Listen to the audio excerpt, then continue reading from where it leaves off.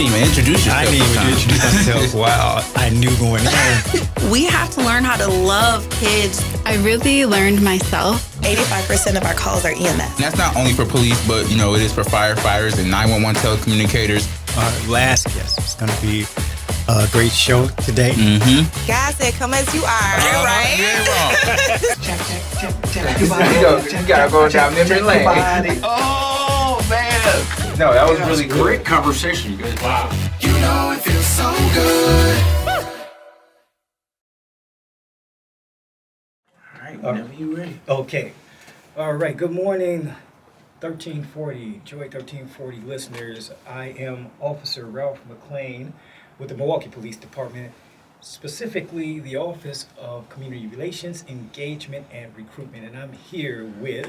Yes, sir. My name is Jordan Dickerson. I am one of the recruiters with the City of Milwaukee Fire and Police Commission, and we are back here with episode 28 of The Conversation. The Conversation. We thank you for tuning in again and listening to us have this conversation with people in the community, in this great city of Milwaukee, put the spotlight on those individuals who have had a positive impact in the community, no matter what you do, some positive impact, and hopefully there's something that you can take away from the program that's inspirational. As we do with each beginning of the show, we want to say that the Milwaukee Police Department is hiring. We are hiring for police officers. The application is posted on the city website. Feel free to go there, fill out the application. If this is a job that you thought about doing, for whatever reason, never took that step, but there's, I won't say none or no other noble job. It's one of the most noblest jobs, I would say. When you decide that you want to serve your community and take the oath to make sure that the great citizens of this community are safe in their spaces, you could please go to the City of Milwaukee Jobs website and fill out that application. And Jordan has a number for you as well. Yep. So if you ever want to just gain a little bit more if you have a little bit more interest and knowledge about, okay, what is it like to be a police officer? Like, I have some questions, like, what is the process? Some of the best questions that I love getting when people text this number is when they ask me, like, hey, like, I want to be a police officer, but I just don't know where to start. Like, can you help me? And I just love that question because you're at least taking that step to gain more information, and then we're able to help you and guide you to, so you understand a little bit more what the process is like. But if you ever have any questions, feel free to text this number right here. It's 414-519-6190. Again, that's 414-519-6190.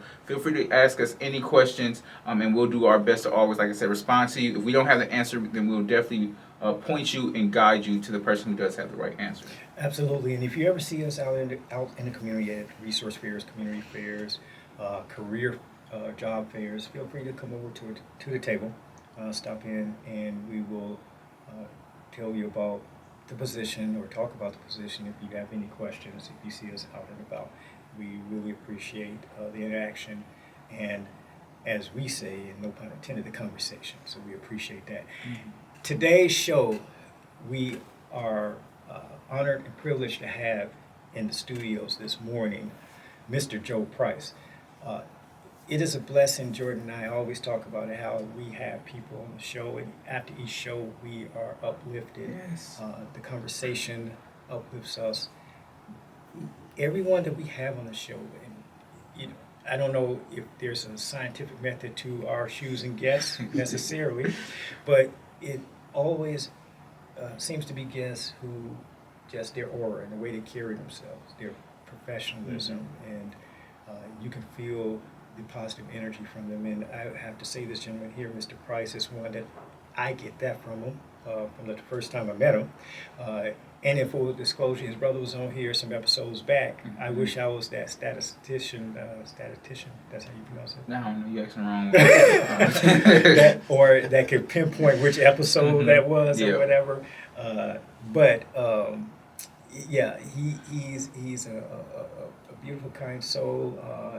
He will tell you that he has some involvement, of course, with us at MPD.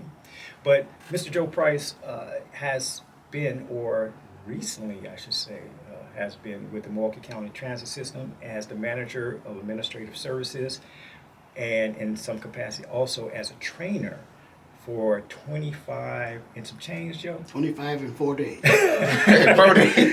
25 and 4 days. He's just had the blessing to retire from the Milwaukee County Transit System. Absolutely, after yes. 25 years. And then also, Mr. Joe Price here is a MPD police auxiliary officer who came on the department as an auxiliary officer in 2013.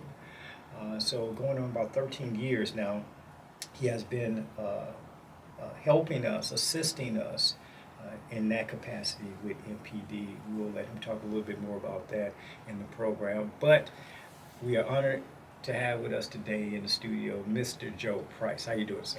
Doing pretty good, Officer McLean. Great to be here. Thank you for having me. And we appreciate you taking the time. I just want to say real quick, before we got on air, I had to ask him, like, hey, so did you ever drive city buses at all? And he was promptly telling me no, he never drove buses. And it was good because I was ready to ask you some questions like, hey, do y'all be leaving people on purpose when y'all be seeing us come for the bus? There's been a couple times I had to run for the city bus. I'm like, I know that person seen me. But I know he's seen you. I got a number I can give you. You can call me. Okay, good. But I do want to say real quick how you say, there's no real scientific method that we come up with our guests at all. But I think one thing that we all notice that it's in common when it comes to our guests is the fact that you mentioned they all do have that aura, and I think that is something that we look for, and we look for those people who do positive things in the community and who are upstanding people. So I think that's our little method that we use. Hey, positive people, community people. That's what it's all about. Yeah, we definitely we let God lead us. Mm-hmm. Let the Spirit lead us as far as who is going to be here. And there's a there's a wealth of people out there, so that's why the show is always Yes. exciting. We look forward to coming in here each week to do this show. So, Joe, you are a Milwaukeean, is that correct? I was born and raised in Tennessee. Born and raised in Tennessee. Came to Milwaukee when I was about 12 years old. Which part of Tennessee? Jackson, Tennessee. Okay. Hmm. So, two questions. Is Jackson anywhere near Memphis? Jackson is about 90 miles east of Memphis. Okay. Mhm. All right. A little more rural than Memphis. Okay. All right. And Lookout Mountain, is that in Tennessee? Lookout Mountain, yes, it is. That's in Knoxville. Okay. See, that's the only Yeah. two things I know about Tennessee. I know they got good chicken too, right?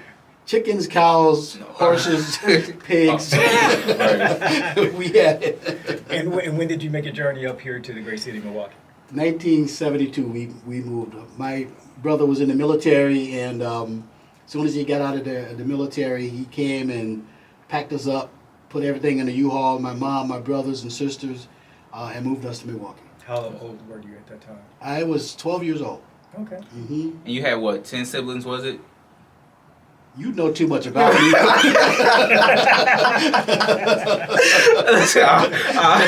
See, we have because you know how I said, Joe, you're the consumer professional, Yeah, you're the yeah. consumer researcher. Oh, right here see. to my side. Yeah. I'll let you know who spilled the beans towards the end of the show. Okay. I got you.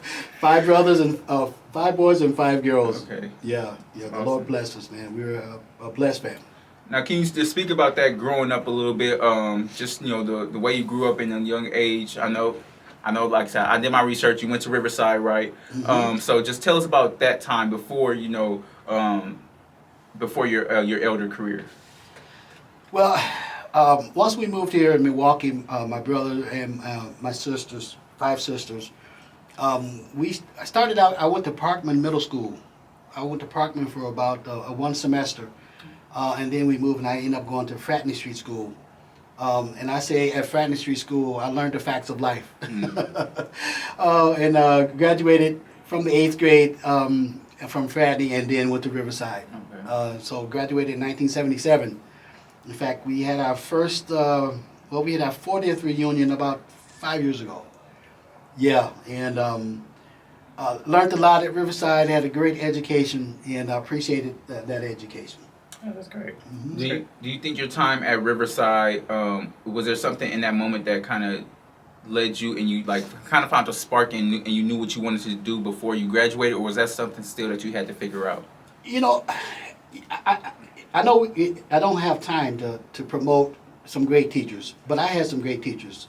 Just by remembrance, Mr. Sonnenberg, I had him for gym for 4 years. And one thing about him, he was left-handed, and I was left-handed. And my left-hand penmanship was the worst in the world. I couldn't read, but this guy would print everything on the board.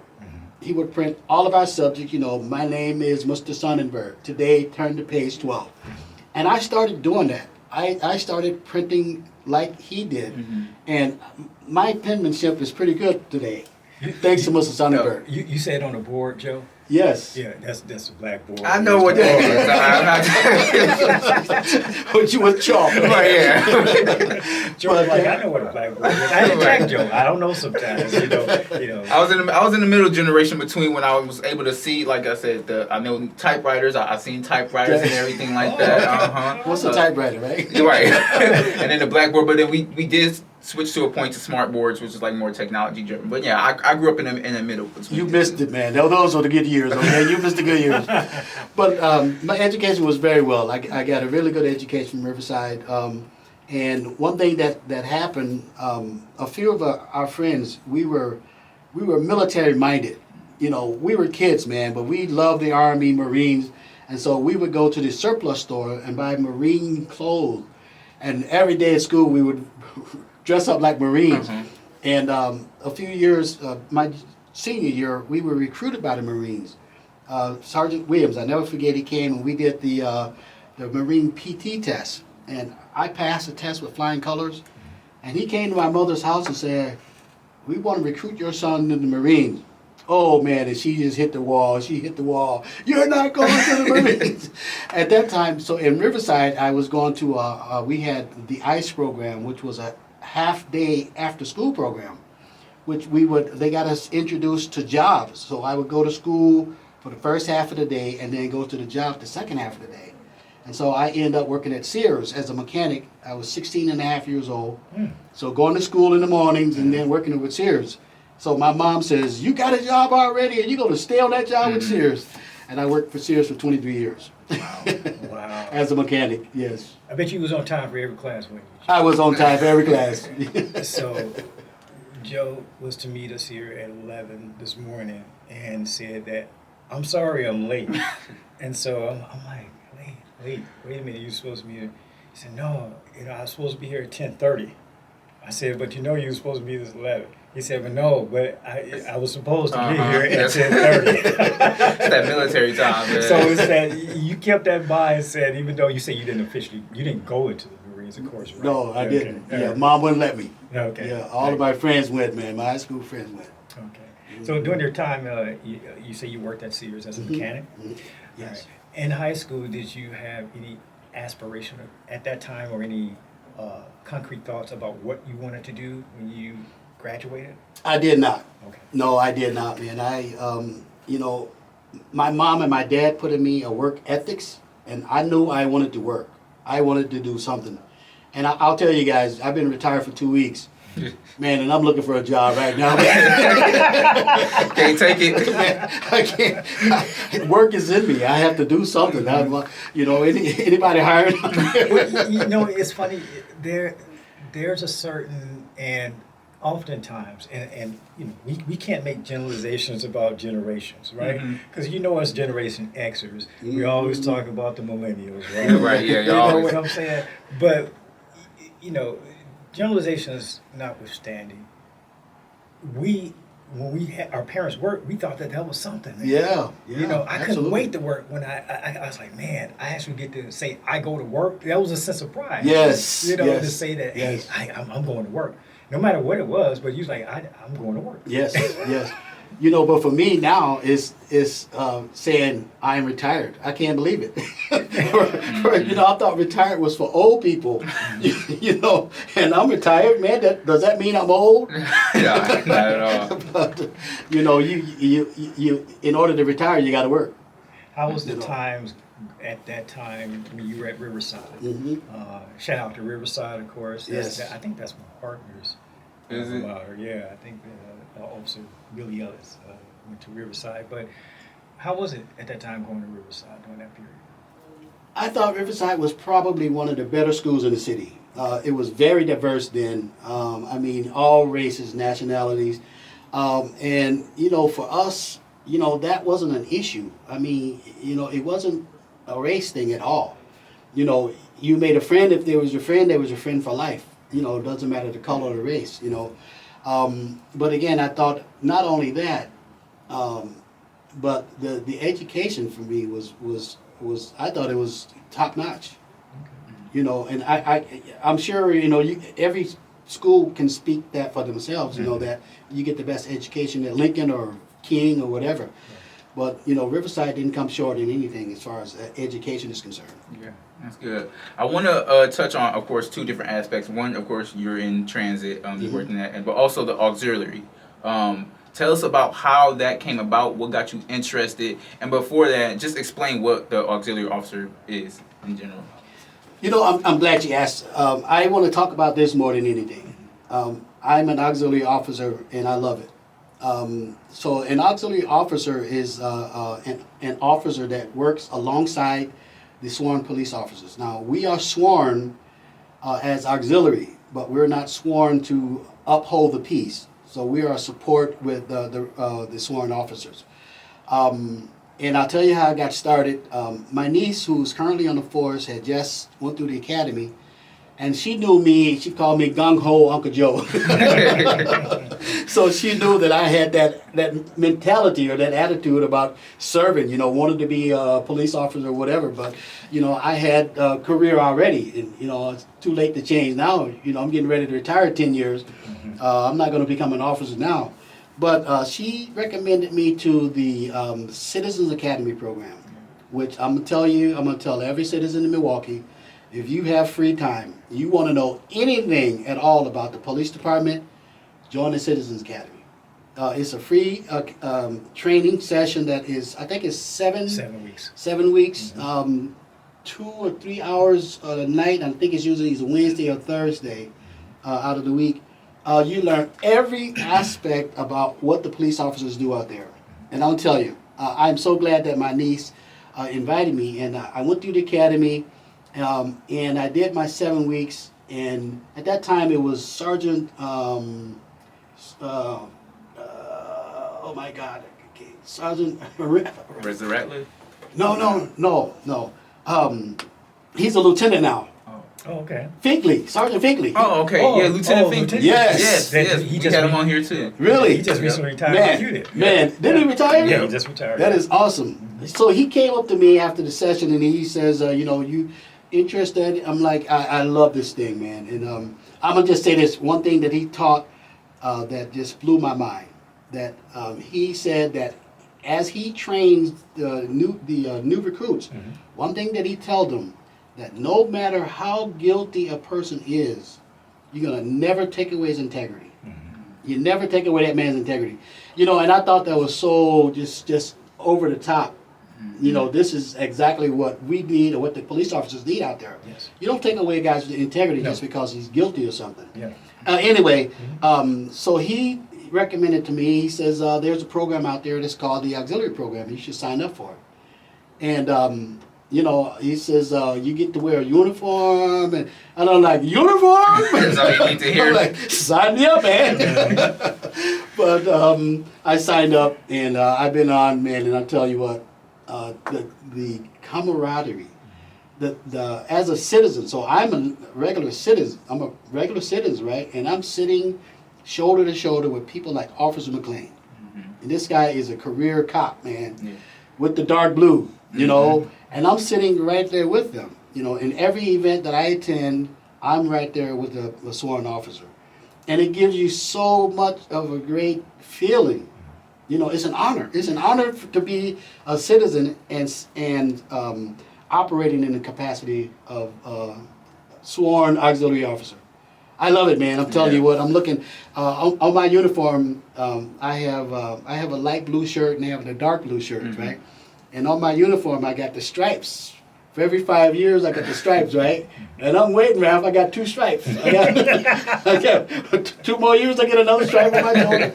You know, it's a privilege, man. I'm telling you what. I recommend if you have a good, clean record, in the city of Milwaukee, you want to volunteer, the auxiliary program is where you want to be. We'll put that website where you can sign up at the end of the show here. Awesome. I do want to say this about Joe. So oftentimes when you move among spaces in your daily life, right, you encounter certain people. Right. Whether you're going to the gas station and it's the gas station clerk, you know, whether you're at a hotel and it's a person that's at the front desk, whether you go into Starbucks and it's the barista, Yeah. you know, you there are certain people who exude professionalism and passion for what they do, Mm-hmm.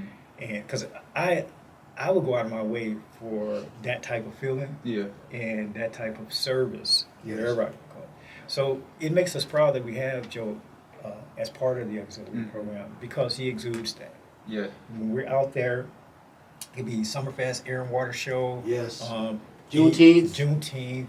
Any neighborhood event, National Night Out. National Night Out. No matter what it is, if you see Joe Price out there, see how he interacts with people. Mm-hmm. And, you know, come up, speak to him, interact, say hello, because this is the type of individual that we want in the auxiliary program. I wish we could have caught him back in 2013, or Yeah, else on he the would be department. wearing a darker blue if I had anything to do with it. But no, we just so blessed to have Joe. Yeah, and it's something, I think there's a commonality when it comes to meeting people like that, and there's a commonality that everybody has about those people. It's that passion and that drive that you have to serve, and the understanding that you have, and knowing that what you're doing is so much bigger than you, right? Absolutely. Everything that you're doing, it's bigger than you. And I had an opportunity before the show, and I was watching this. I was watching this article, I think that Spectrum did, and I'm gonna transition over to the transit side of things. Oh, man. And one of the mechanics talked about how the reason why he really loved his job is because he felt like he was helping out the community members, because he knew that his job was so important, and that he had to make sure that, hey, if a bus is out of service, we're not going to be able to use it. People aren't going to be able to get to work. They're not going to be able to go to their job and get groceries and all this Yes. other things. And it's those like little small things, and it's like in everything that you do, you have to understand that no matter what role it is, it's important and it's pivotal, because it all plays. It all works together in a sense. So I just want you to talk about just kind of your time at transit, some of the big things that you learned, even just overseeing some of the things that you did. Very good. That's the second best thing I want to talk about today. I started at County Transit in 1999. I started out as a cleaner tanker. The cleaner tanker is a person that his total job is to refuel the bus, drive the bus up to the fueling station and blow it out, sweep it out, and put fuel in it and park it. So we did that. I did that 32 times a night. I'm fueling buses. I had no skills as far as driving heavy equipment. But County Transit trained me. They got me the CDL, trained me how to drive heavy equipment, and I enjoyed that so well. And if you guys looking for a good job, I'm telling you, I guess can I promote County Transit? Oh yeah, most definitely. They pay the cleaner tankers quite well. Quite well, just to refuel the buses. Go to the website, in fact, and they're hiring just like the police department. But anyway, I did that for about 2 years, and my background, again, was automotive. And so I took the automotive test from County Transit, passed the test, and I became an A mechanic. So I was a top mechanic. I did that for 2 months. I was a mechanic for 2 months. Okay. They saw my resume, as a manager. I actually ran the Sears Auto Center. I was Auto Center manager up in Appleton for 2 years. So they asked me to submit a resume to be a supervisor. So I ended up supervising the cleaner tankers for 5 years. The guys that I was tanking with, I became their supervisor. Did that for 5 years. My boss asked me to submit another resume to be a trainer. So again, submitted a resume, became a trainer, training the guys in all of the OSHA safety training. I trained mechanics how to fix buses. Did that until 2017. 2017, I submitted another resume to become the boss of the trainers. So the manager of administrative services, did that for 5 years, or until I retired 2 weeks ago. Okay. Did anybody encourage you to submit that final resume to get that job? Man, I'm telling you what. The best thing that we can do is care for others. caring for other people is going to get you so far in this world. For me, there was a boss that no matter what, he saw in me, he always asked me to submit a resume. Joe, try this. You can do this, Joe. And I'm like, I can't do that. Submit your resume, Joe. Submit it. And he caused me to be promoted in every facet of the job of county transit. I'm having a party, Ralph. You're coming. And he's coming. I'm going to invite him because he's part of my reason for, actually for retiring after 25 years. That sounds good, Joe. And it's well deserved. Definitely well deserved. We want to say thank you for your years of service in both capacities and in other aspects too, I'm sure.